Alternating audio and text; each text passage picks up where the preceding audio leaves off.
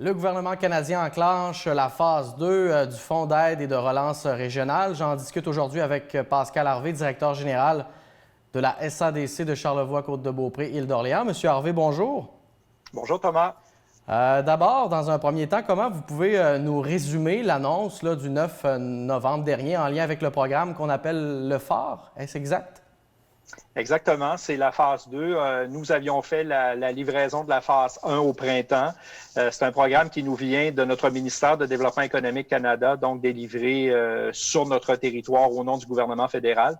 Et lundi, comme vous l'avez dit, c'était l'annonce officielle là, pour le territoire de la capitale nationale et celui de Chaudière-Appalaches en présence du président du Conseil du Trésor, M. Jean-Yves Duclos, et du député de Louis-Hébert, Joël Lightbound, et de membres de notre réseau, bien entendu.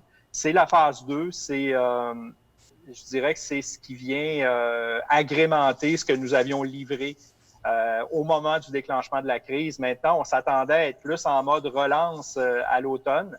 Mais force est d'admettre qu'on est encore en train de livrer un programme pour aider les entreprises qui sont dans difficulté à cause de la pandémie. Et là, lundi dernier, on a dévoilé le montant octroyé spécifiquement au secteur de Charlevoix, de la Côte-de-Beaupré, de l'Île-d'Orléans?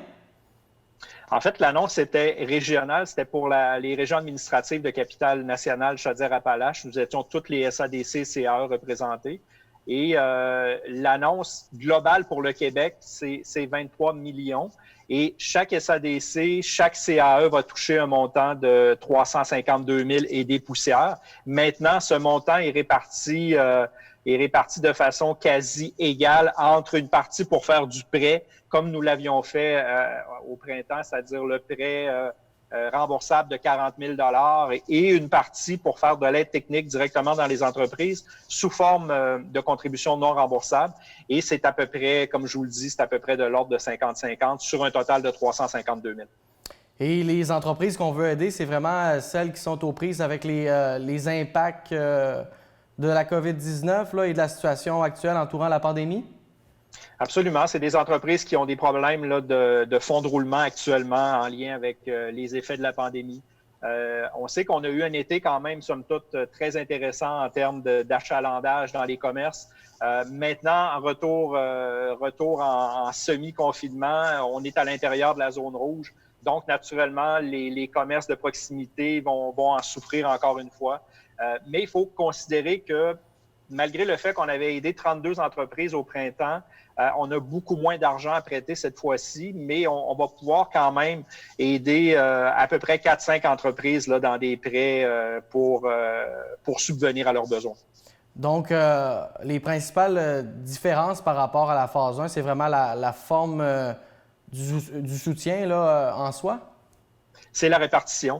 C'est la répartition parce qu'au printemps, chaque organisation avait un petit peu plus de 900 000 Okay. pour faire du prêt et on avait une enveloppe de 90 000 pour faire de l'aide technique et du développement économique local dans les collectivités. Cette fois-ci, la répartition est tout autre, c'est-à-dire qu'on a à peu près, je dirais, à peu près 200 000 pour faire du prêt et on a à peu près 150 000 pour faire de l'aide technique. Et c'est le souhait du gouvernement de pouvoir aider directement les entreprises là, à se relever de cette crise-là avec une partie de remboursable et surtout avec une partie non remboursable.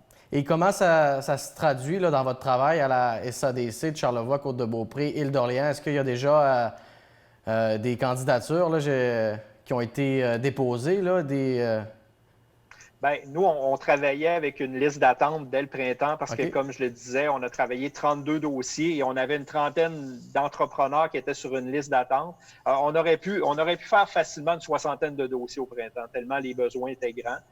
Maintenant, la liste d'attente existe toujours malgré qu'on est décalé de plusieurs mois. Il y a des entreprises de cette liste-là qui se sont manifestées à nouveau.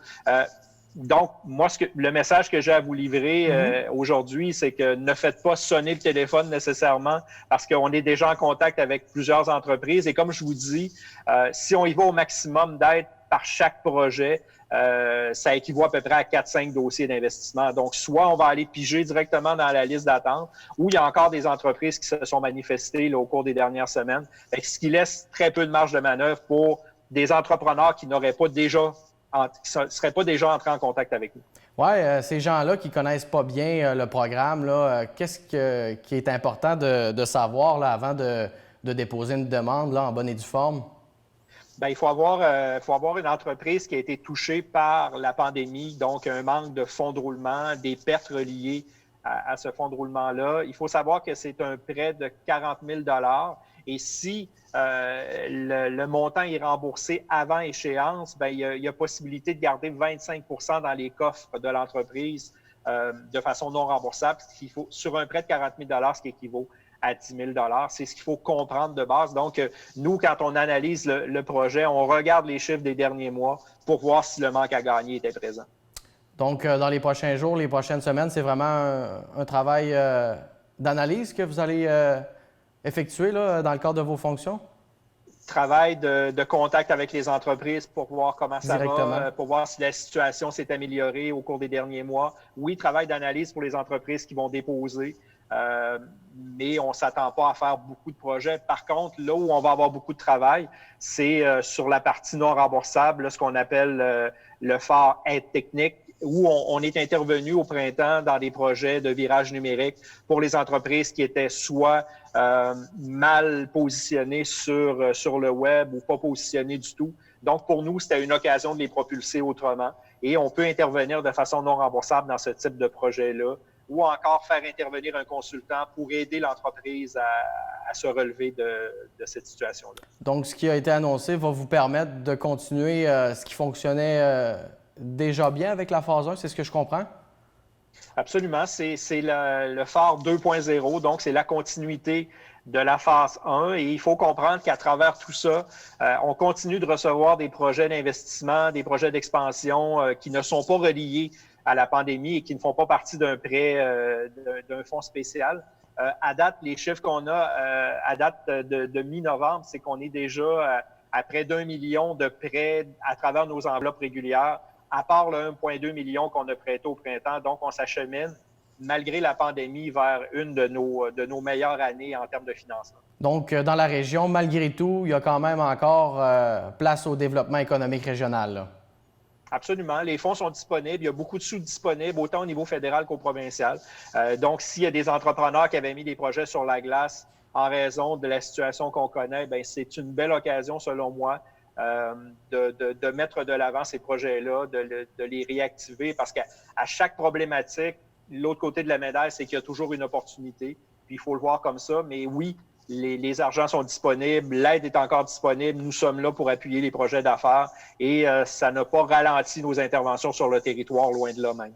Monsieur Harvey, merci beaucoup pour l'entrevue d'aujourd'hui. Très apprécié. Ça me fait grand plaisir. Merci à vous. Bonne journée.